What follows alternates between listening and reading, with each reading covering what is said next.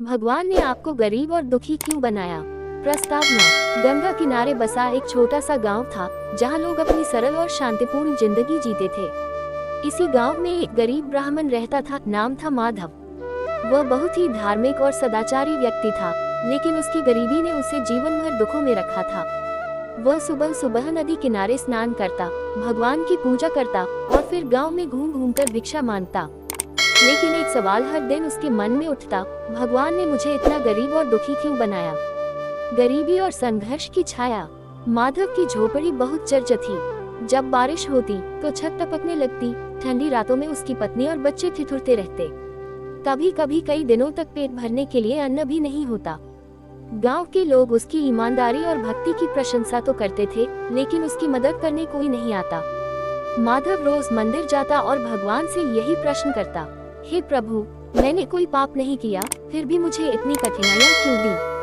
आप मुझे भी अमीर क्यों नहीं बना सकते? लेकिन भगवान ने कभी उत्तर नहीं दिया।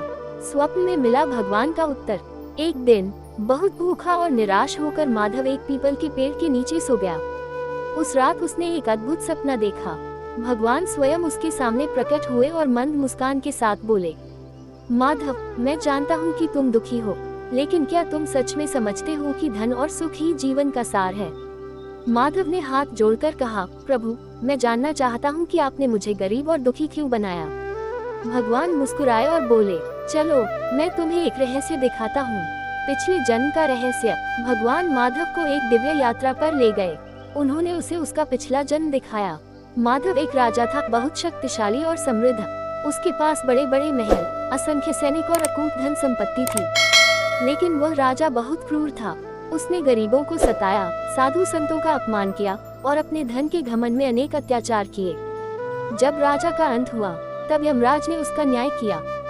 उसके पाप इतने अधिक थे कि उसे कई जन्मों तक कष्ट सहने का आदेश मिला। लेकिन तभी भगवान ने हस्तक्षेप किया और कहा, यह मनुष्य पश्चाताप कर सकता है।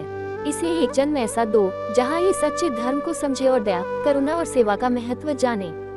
माधव की आंखें खुली। इतना कहते ही माधव की आंखें खुल गईं। उसे एहसास हुआ कि उसकी गरीबी कोई सजा नहीं, बल्कि एक अवसर है अपने पिछले कर्मों को सुधारने का, सच्चे सुख को समझने का। अब वह मंदिर गया और भगवान से कहा, प्रभु, मैं आपका धन्यवाद करता हूँ। आपने मुझे सिखाया कि सच्चा सुख धन में नहीं, बल्कि सच्चे धर्म और करुणा में है।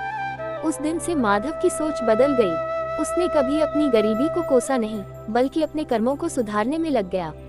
धीरे धीरे उसकी सरलता और भक्ति से गांव के लोग प्रभावित होने लगे।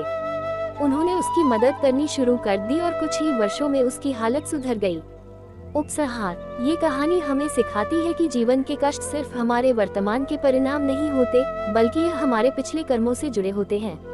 भगवान हमें कठिनाइयाँ देकर मजबूत बनाते हैं, ताकि हम अपने अंदर सच्चा सुधार ला सकें। इसलिए जब भी जीवन में कठिनाइयाँ आए, तो भगवान से शिकायत न करें, बल्कि यह सोचें, शायद यह मुझे सच्चा और अच्छा इंसान बनाने का एक अवसर है।